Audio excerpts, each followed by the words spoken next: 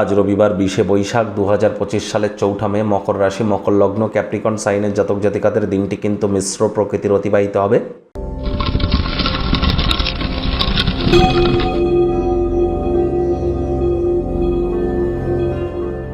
ভিডিওটির শুরুতেই স্ক্রিনে আপনারা দেখতে পাচ্ছেন নবগ্রহ বীজমন্ত্র।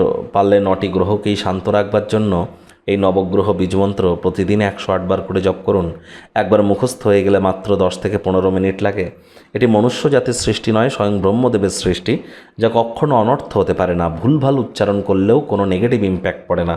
একই সাথে 9টি গ্রহকে শান্ত রাখতে পারছেন, এর থেকে বেটার কিন্তু আর কিছু হতে পারে না। আর যারা চান জীবনে ইমিডিয়েট উন্নতি করতে, ইমিডিয়েট আর্থিক কষ্ট, মানসিক কষ্ট, শারীরিক কষ্ট, পারিবারিক কষ্ট থেকে মুক্তি পেয়ে নিজেদেরকে আর্থিক, সামাজিক, মানসিক, পারিবারিকভাবে ধনধান্যে পরিপূর্ণ করতে চান, নাম ঐশ্বর্যে পরিপূর্ণ করতে চান, তারা আজ থেকে একটানা পার ডে 1080 বার বা 1808 বার আপনারা জপ করুন এই নবগ্রহ বীজমন্ত্র।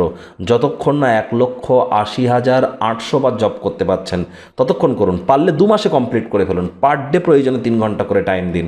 তাহলে দেখবেন আগত 2 মাসের মধ্যে আপনার লাইফের পুরোপুরি ভুল বদলে যেতে চলেছে। আজ সাদা, লাল, কমলা, গেরুয়া বা হলুদ রঙের বস্ত্র আপনারা পরিধান করতে পারেন। ভাগ্য মিটার আজ আপনাদের বলছে 4 আউট অফ 10 ভাগ্য আপনাদের অনুকূলেই থাকবে। সম্পর্কের ক্ষেত্রে এবং কর্মজাগতিক ক্ষেত্রে আপনাদেরকে অতিরিক্ত সাবধানতা অবলম্বন করে কিন্তু চলতেই হবে। তবে হ্যাঁ, আজ কল্যাণকর একটি দিন। দীর্ঘদিনের পুরনো কোনো রোগশোক থেকে মুক্তি পেতে পারেন। কায়িক পরিশ্রম হলেও শরীর মনে সতেজতা এবং তরতাজাই হয়তো আপনারা অনুভব করবেন।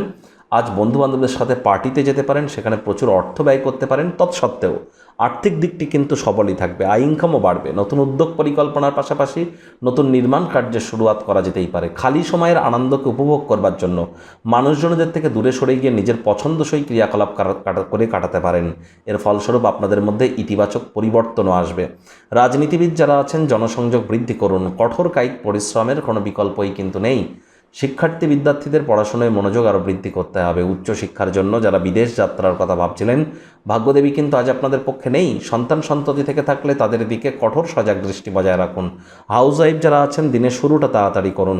প্রেমিক প্রেমিকা যুগল যারা আছেন, তাদেরকে বলবো সম্পর্কের ক্ষেত্রে সন্দেহবাতিক হলেই ক্ষতি। স্বামী স্ত্রী, পাড়া প্রতিবেশী, বন্ধু স্বজন, আত্মীয়রা এরা আপনাদের বিবাহিত জীবনে উত্তেজনা সৃষ্টি করতেই পারে। কান পাতলা হলেই ক্ষতি।